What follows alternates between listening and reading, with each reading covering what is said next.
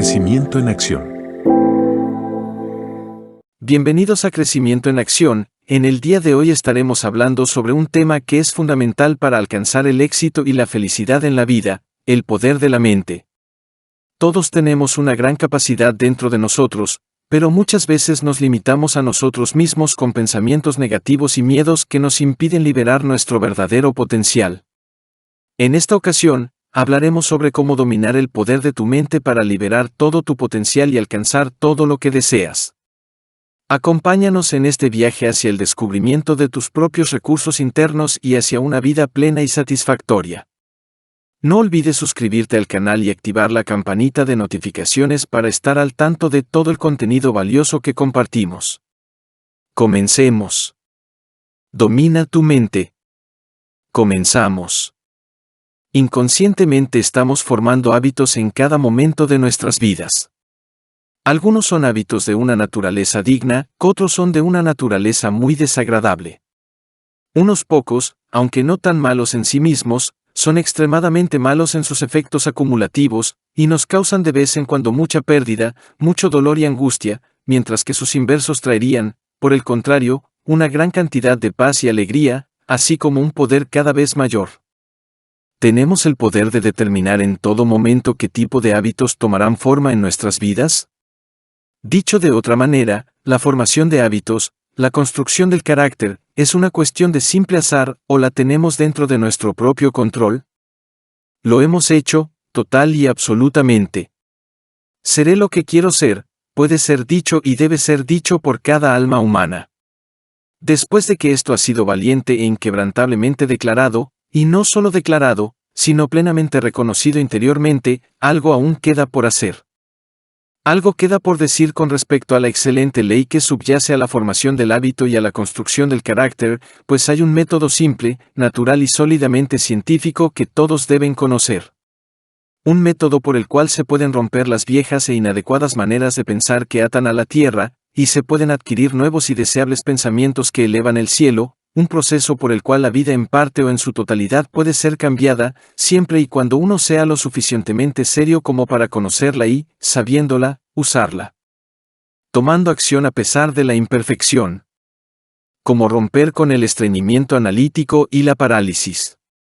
Para poder hacer las cosas incluso si las cosas son imperfectas. Nuestra mente. El pensamiento es el impulso implícito en todo. ¿Y qué queremos decir con esto? Solo esto, cada uno de sus actos, cada acto consciente, se basa en un pensamiento. Tus pensamientos dominantes influyen en tus acciones dominantes. En el dominio de nuestros propios cerebros tenemos control total, o deberíamos tenerlo, y si en algún momento no lo tenemos, entonces hay una técnica por la cual podemos ganar control, y en el dominio del cerebro convertirnos en maestros minuciosos. Para llegar al verdadero fundamento de la cuestión, miremos esto durante un minuto. Porque si el pensamiento es para siempre padre de nuestros actos, hábitos, carácter, vida, entonces es esencial que sepamos totalmente cómo dominar nuestros pensamientos. Nuestros pensamientos. Aquí nos referimos a la ley del cerebro, que es la misma que la ley en asociación con el sistema nervioso reflejo del cuerpo, la ley que establece que siempre que uno hace una cosa en particular de una manera particular es más fácil hacer lo mismo de la misma manera la siguiente vez, y aún más simple la siguiente, y la siguiente, y la siguiente, y la siguiente, hasta que en el momento en que llegue el momento en que no se requiere ningún trabajo, o ningún trabajo que valga la pena hablar de él. Pero por el contrario, se requeriría el esfuerzo. El cerebro lleva consigo la fuerza que perpetúa su propio tipo de pensamiento, al igual que el cuerpo lleva consigo a través del sistema nervioso reflejo la fuerza que perpetúa y facilita continuamente sus propios actos específicos. Por lo tanto, un esfuerzo fácil para controlar los propios pensamientos, un ajuste fácil sobre ello, incluso si inicialmente el fracaso es el resultado, e incluso si por un tiempo el fracaso parece ser sobre el único resultado, con el tiempo, eventualmente, lo llevará al punto de un mando simple, completo y perfecto. Cada uno, entonces, puede crecer el poder de determinar, ordenando su pensamiento, el poder de determinar qué clase de pensamiento debe y qué clase no debe entretener. No nos olvidemos nunca de esta realidad, de que cada esfuerzo serio en cualquier línea hace que el fin que se persigue sea un poco más fácil para cada esfuerzo exitoso, incluso si, como ya se ha dicho, el fracaso aparente es el resultado de los esfuerzos anteriores. Este es un caso en el que incluso el fracaso es un éxito, ya que el fracaso no está en el esfuerzo, y cada esfuerzo sincero añade un incremento de fuerza que finalmente logrará el fin al que se dirige. Podemos, entonces, obtener el pleno y absoluto poder de determinar qué carácter, qué tipo de pensamientos pensamos.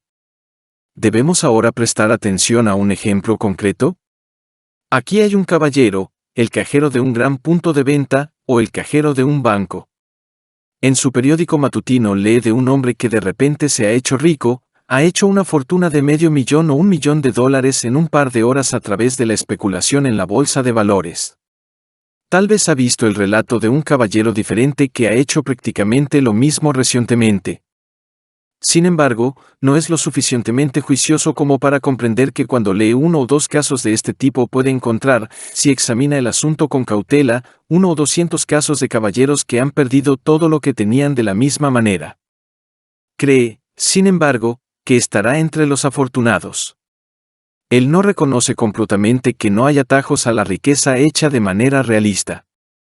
Toma una parte de sus ahorros, y como es cierto en prácticamente todos los casos de este tipo, pierde todo lo que ha puesto, pensando ahora que ve por qué ha perdido, y que si tuviera más dinero en efectivo podría recuperar lo que ha perdido, y tal vez hacer una bonita suma adicional, y hacerla rápidamente. Se le ocurre utilizar algunos de los fondos de los que está a cargo. En 9 de cada 10 casos, si no en 10, los resultados que inevitablemente siguen a esto se conocen lo suficientemente bien como para que le resulte difícil continuar. ¿Dónde está la seguridad del hombre a la luz de lo que hemos estado pensando? Simplemente esto, en el momento en que la idea de utilizar para su propio propósito los fondos que pertenecen a otras personas entra en su mente, si es sabio, de inmediato quitará el pensamiento de su mente. Si es un tonto, lo pensará. En la medida en que lo piense, crecerá en él, se convertirá en el pensamiento absorbente en su cerebro, finalmente se convertirá en maestro de su autocontrol, y a través de pasos rápidamente exitosos, el deshonor, la vergüenza y la degradación, la prisión y el remordimiento serán suyos. Es simple para él poner el pensamiento de su cerebro cuando primero entra, pero a medida que piensa en él, crece a tales proporciones que se vuelve más y más difícil para él sacarlo de su mente, y más tarde se vuelve prácticamente imposible para él hacerlo. La luz del partido, que con un poco de esfuerzo del aliento lo habría apagado al principio, ha impartido una llama que se extiende por todo el edificio, y ahora es casi, si no imposible, dominarlo. ¿Cómo comienzan las creencias? ¿Notaremos un caso diferente? Un caso trillado, tal vez, pero en el que podemos ver cómo se forma la creencia, y también cómo la misma creencia puede no estar formada. Aquí hay un hombre, puede ser el hijo de padres pobres, o puede ser el hijo de padres ricos, uno en las filas promedio de la vida, o uno de alta posición social, sea lo que sea que eso signifique. Es de buen corazón, uno de los grandes impulsos en general, un buen compañero. Salió con algunos asociados, compañeros del mismo tipo. Salen a pasar una velada agradable, a divertirse. A veces son propensos a ser indiferentes, incluso desconsiderados. La propuesta es hecha por uno de la compañía, no es que se intoxiquen, no, en absoluto, sino simplemente que vayan a tomar algo juntos. ¿Y ahora qué pasa? ¿Cómo sucede? El hombre que mencionamos en primer lugar, deseando ser genial, apenas escucha la sugerencia que llega a su conciencia interior de que será mejor que no caiga con las otras personas en esto. No se detiene lo suficiente para reconocer el hecho de que la mayor potencia y nobleza de carácter radica siempre en admitir una posición firme del lado de la derecha, y no se deja influenciar por nada que pueda quebrantar esta posición. Va, por consiguiente, con sus compañeros al bebedero. Con los mismos o con compañeros adicionales esto se duplica de vez en cuando, y cada vez que se repite su poder de decir no, disminuye gradualmente. De esta manera ha crecido un poco el gusto por el alcohol, y lo toma quizás a veces por sí mismo. No sueña, ni reconoce en lo más mínimo la forma en que está cuidando, hasta que llega un día en que se da cuenta de que no tiene la fuerza ni el impulso de resistir el sabor que poco a poco se ha convertido en una especie de ansia menor por el alcohol. pensando, de todos modos, que será capaz de dejar de fumar cuando realmente esté en peligro de adquirir el hábito de la bebida, sigue adelante sin pensar y sin hacer caso. Saltaremos los diferentes pasos y llegaremos al momento en que lo encontremos como un borracho confirmado. Es simplemente la misma vieja historia contada 1000 o incluso 1.000.000 de veces. Por fin se despierta a su verdadera condición, y a través de la desgracia, la angustia, la degradación y la necesidad que se le presenta, anhela volver a los días en que era un hombre libre. Pero la esperanza casi ha desaparecido de su vida. Habría sido más sencillo para él no haber empezado nunca, y más fácil para él haberse detenido antes de alcanzar su condición actual, pero incluso en su condición actual, ya sea la más humilde y la más indefensa y desesperada que se pueda imaginar, es el poder para salir de ella y ser un hombre libre de nuevo. Veamos. La falta de bebida vuelve a caer sobre él. Si coquetea con el pensamiento, la necesidad, está perdido de nuevo. Su única esperanza, su único medio de evasión es en el momento en que se le ocurra la idea, si la saca de su cerebro, apagará la pequeña llama del fósforo. Si coquetea con el pensamiento, la pequeña llama se comunicará por sí misma hasta que casi antes de que se dé cuenta de ello, un fuego abrumador está ardiendo, y entonces el esfuerzo es casi inútil. El pensamiento tiene que ser desterrado del cerebro en el instante en que entra, perder el tiempo con él significa fracaso y derrota, o una batalla que será indescriptiblemente más feroz de lo que sería si el pensamiento es expulsado en el momento en que se produce.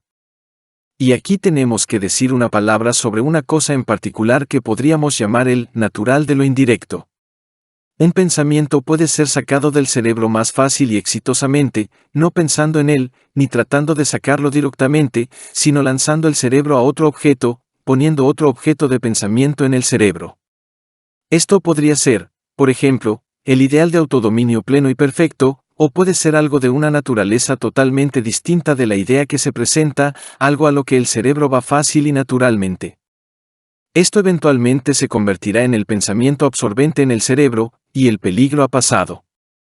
Este mismo curso repetido hará crecer poco a poco el poder de sacar más fácilmente del cerebro el pensamiento de la bebida a medida que se exhibe, y poco a poco crecerá el poder de poner en el cerebro los objetos de pensamiento que uno más desea. El resultado será que a medida que pase el tiempo la idea de la bebida se presentará cada vez menos, y cuando se exhiba puede ser sacada del cerebro más fácilmente cada vez que suceda, hasta que llegue el momento en que pueda ser apagada sin problemas, y finalmente llegará el momento en que el pensamiento ya no entrará más en el cerebro. El poder de la manifestación. Sigue siendo un caso diferente, usted podría ser irritable por naturaleza, tal vez, agravada fácilmente por la ira. Alguien dice algo o hace algo que a usted no le gusta, y su impulso inicial es mostrar descaro y posiblemente caer en la ira. En la medida en que permitas que este resentimiento se manifieste, que te dejes caer en la ira, en este grado será más fácil hacer lo mismo cuando cualquier causa, incluso una causa realmente leve, se exhiba. Además, será cada vez más difícil para ti abstenerte de ella, hasta que el resentimiento, la ira, y posiblemente incluso el odio y la venganza se conviertan en características de tu naturaleza, robándole su brillo, su atractivo y su calidez para todos aquellos con los que entres en contacto. Podemos manifestar lo que deseamos. Dibujar lo que elegimos.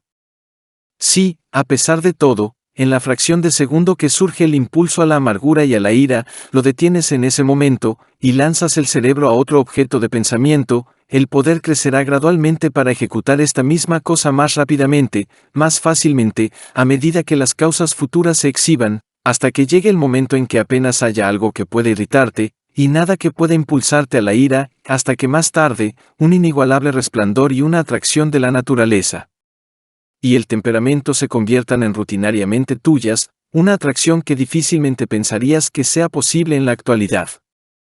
Y así podemos tomar caso tras caso, característica tras característica, hábito tras hábito. El hábito de la búsqueda de la culpa y su contrario crecen de la misma manera que el rasgo de los celos y su inverso, el rasgo del terror y su inverso. de esa misma manera desarrollamos el amor o el odio, de esa manera llegamos a tener una visión azul y pesimista de la vida, que se objetiviza en una naturaleza, una inclinación de este tipo, o crecemos esa naturaleza alegre, esperanzada y optimista que trae consigo tanta alegría y belleza y poder para nosotros mismos, así como tanta promesa e inspiración y alegría para todo el cosmos. No hay nada más verdadero en relación con la vida humana que el hecho de que crezcamos en la apariencia de los asuntos que contemplamos. Literal y científicamente e inevitablemente cierto es que, como un hombre piensa en su corazón, así es él. La parte es su naturaleza. Su naturaleza es la suma de sus creencias. Sus creencias han sido forjadas por sus actos de ingenio, pero cada acto de ingenio es, como hemos descubierto, precedido por un pensamiento. Y así lo tenemos, la creencia por un lado, la naturaleza, la vida y el destino por el otro. Y es fácil cuando tenemos en cuenta que es simplemente el pensamiento del aquí y ahora, y el siguiente minuto cuando está sobre nosotros, y luego el siguiente, y así sucesivamente a lo largo de todo el tiempo. De esta manera uno puede llegar a cualquier ideal al que llegue. Para ello hay dos pasos esenciales. Primero, a medida que pasan los días, para formar los propios ideales, y segundo, para seguirlos continuamente, sea lo que sea que surja, sea lo que sea que lo guíe. Recuerda siempre que el gran y fuerte carácter es el que está siempre dispuesto a sacrificar el placer actual por el bien futuro. Aquel que por lo tanto siga sus más altos ideales mientras se exhiben ante él día tras día, año tras año, encontrará que eventualmente estará a las puertas del paraíso. La vida no es, podríamos decir, para el simple placer pasajero, sino para el mayor despliegue al que uno puede aspirar, el carácter más noble que uno puede desarrollar, y para el servicio más elevado que uno puede prestar a toda la humanidad. En eso, sin embargo, descubriremos el placer más elevado, porque en esto reside el único placer real. Quien se encuentre con él por cualquier atajo o por cualquier otro camino, inevitablemente descubrirá que su último estado es siempre peor que el primero, y si va por otros caminos, descubrirá que nunca encontrará placer verdadero y duradero en lo más mínimo. Nuestras circunstancias. La pregunta no es, ¿cuáles son las circunstancias en nuestras vidas?, sino, ¿cómo converger las circunstancias que encontramos allí? Y cuales quieran que sean las circunstancias, no es prudente ni rentable pensar en ellas, incluso si son circunstancias que tendríamos de otra manera, en la actitud de queja, porque la queja traerá depresión natural, y la depresión amortiguará y posiblemente incluso matará el espíritu que engendraría el poder que nos permitiría impartir en nuestras vidas un conjunto de circunstancias totalmente nuevas. Responder. Para ser concreto, incluso con el riesgo de volverme personal, diré que en varias ocasiones he llegado a condiciones y circunstancias de mi vida de las que con gusto habría escapado en ese momento, condiciones que indujeron en ese momento la mortificación, la vergüenza y la tortura del espíritu. Pero invariablemente, como ha pasado el tiempo suficiente, yo, o cualquier otra persona, he podido revisar y ver claramente el papel que cada experiencia del tipo que acabamos de mencionar ha tenido que desempeñar en mi vida. He visto las lecciones que fue crucial para mi aprender, y el resultado es que ahora no dejaría caer una de estas cosas de mi vida, degradantes y difíciles de soportar como eran en ese momento, no para el mundo. Y aquí también una lección que he aprendido, cuáles quieran que sean las circunstancias de mi vida ahora que no sean las más simples y agradables, y cuáles quieran que sean las circunstancias de este tipo que puedan surgir en el futuro, las tomaré tal como vienen, sin quejas, sin depresión natural, y las enfrentaré de la manera más juiciosa posible, sabiendo que son las mejores circunstancias posibles que podrían existir en mi vida en ese momento, o de lo contrario no estarían allí. Reconocí el hecho de que, si bien es posible que en ese momento no vea por qué están en mi vida, aunque no vea exactamente el papel que tienen que desempeñar, el momento vendrá, y cuando venga lo veré todo, y agradeceré al poder superior por cada condición tal como vino. A cada uno se le da la oportunidad de pensar que sus propias circunstancias, sus propias pruebas o problemas o penas, o sus propias batallas, según sea el caso, son más pesadas que las de la gran masa de la humanidad o posiblemente más pesadas que las de cualquier otra persona en el mundo. Él deja en blanco que cada uno tiene sus propias pruebas especiales o problemas o penas que soportar, o batallas que derrotar, y que la suya es solo la suerte general de toda la humanidad. Somos propensos a cometer el error en esto, en el sentido de que vemos y sentimos profundamente nuestras propias pruebas, o circunstancias desfavorables, o características para ser dominados, mientras que las de otros no vemos tan claramente y por lo tanto somos propensos a creer que no son en absoluto iguales a las nuestras. Cada uno tiene sus propios problemas que resolver. Cada uno debe resolver sus propios trabajos. Cada uno debe crecer la perceptividad que le permita ver cuáles son las causas que han traído las circunstancias desfavorables a su vida, cada uno debe crecer la potencia que le permita enfrentar estas circunstancias, y poner en funcionamiento fuerzas que manifiesten un conjunto diferente de circunstancias. Podríamos ayudarnos unos a otros por medio de sugerencias, por medio de llevarnos el uno al otro un conocimiento de leyes y fuerzas superiores particulares, leyes y fuerzas que harán que sea más fácil lograr lo que queremos lograr. La ejecución, sin embargo, debe ser hecha por cada uno para sí mismo. Así que la manera de salir de cualquier circunstancia en la que nos hayamos metido, ya sea a sabiendas o sin saberlo, ya sea por elección o accidentalmente, es tomarnos el tiempo para mirar las circunstancias directamente a la cara, y descubrir la ley por la cual han ocurrido. Y cuando hemos descubierto la ley, lo que hay que hacer es no levantarse contra ella, no rechazarla, sino ir con ella trabajando en armonía con ella. Cuando trabajamos en armonía con ella, funcionará para nuestro mayor bien, y nos llevará a donde queramos. Si lo combatimos, si lo rechazamos, si no trabajamos en armonía con él, finalmente nos hará pedazos. La ley es inmutable en su funcionamiento. Acompáñalo, y traerá todos los asuntos a nuestro camino, recházalo, y traerá agonía, dolor, pérdida y soledad. Tomando acción. La creencia está en el fondo de todo avance o retroceso, de todo éxito o fracaso, de todo lo que es adecuado o inapropiado en la vida humana. El tipo de pensamiento que pensamos en ambos produce y atrae circunstancias que cristalizan en él, circunstancias exactamente iguales en naturaleza que el pensamiento que les da forma. Los pensamientos son fuerzas, y cada uno crea de su clase, lo reconozcamos o no. La gran ley, que establece que lo semejante produce lo semejante, y que lo semejante atrae a lo semejante, está continuamente trabajando en cada vida humana, porque es una de las grandes leyes inmutables del cosmos. Un poco de perspicacia.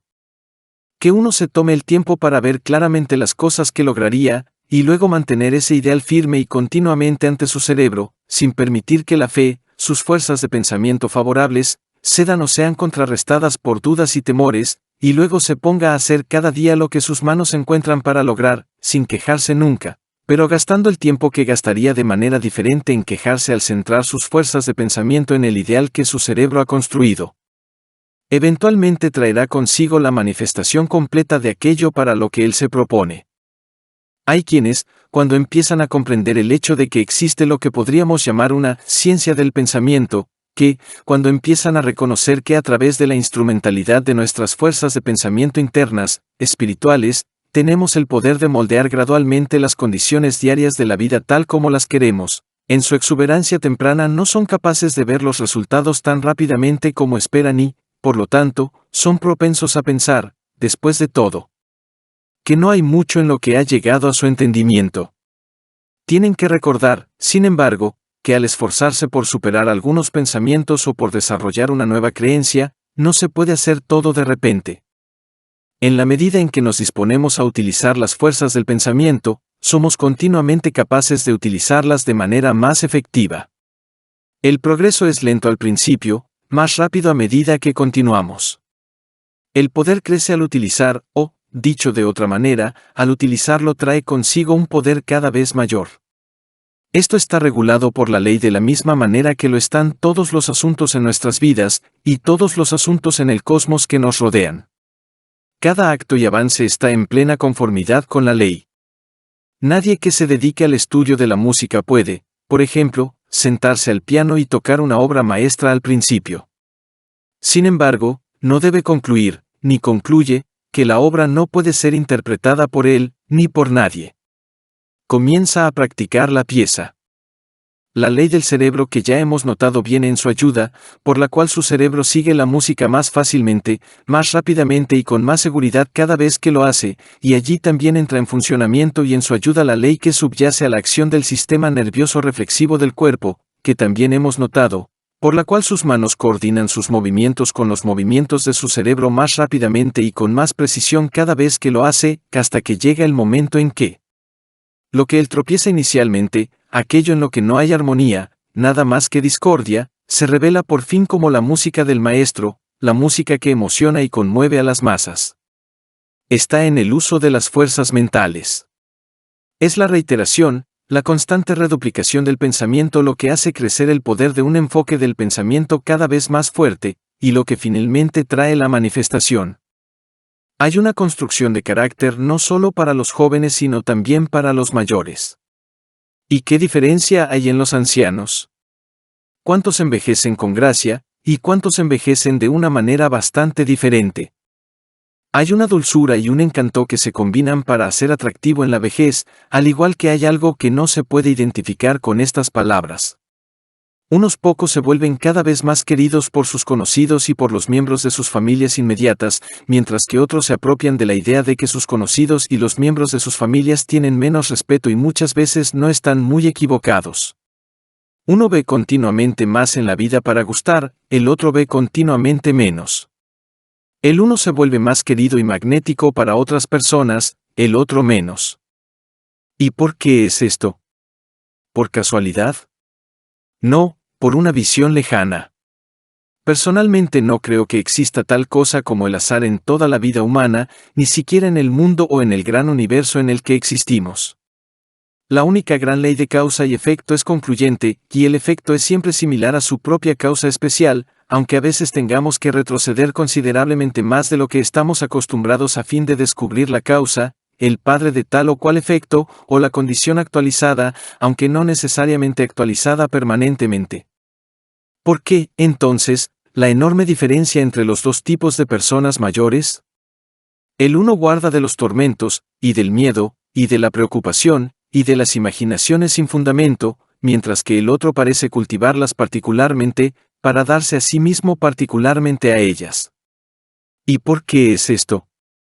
En un momento particular de la vida, que difiere ligeramente en las diferentes personas, los estados mentales de toda la vida, las creencias y las características comienzan a enfocarse y salen a la superficie, por así decirlo. Los pensamientos y estados mentales predominantes comienzan a mostrarse en caracteres y características actualizadas como nunca antes, y nadie es inmune. Si uno quiere desarrollar una bella y magnética vejez, tiene que comenzarla en la juventud y en la vida adulta.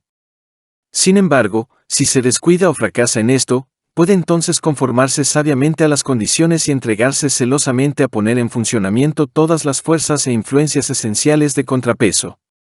Donde hay vida, nada se pierde irremediablemente, aunque el disfrute del bien superior pueda demorarse mucho tiempo. Conclusión. La vida de cada uno está en sus propias manos y puede hacerla en carácter, en logro, en poder, en autorrealización divina, y por lo tanto en influencia, exactamente lo que quiera para hacerla.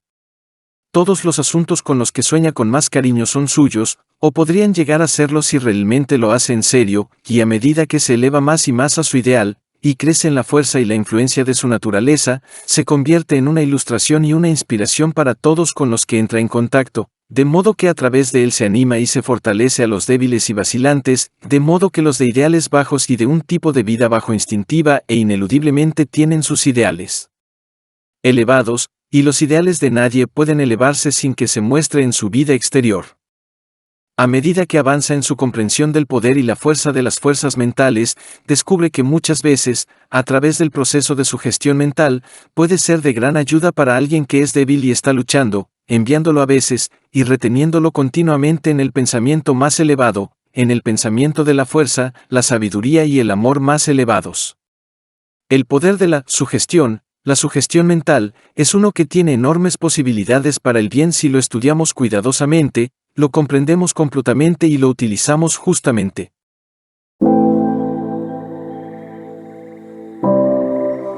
Crecimiento en acción.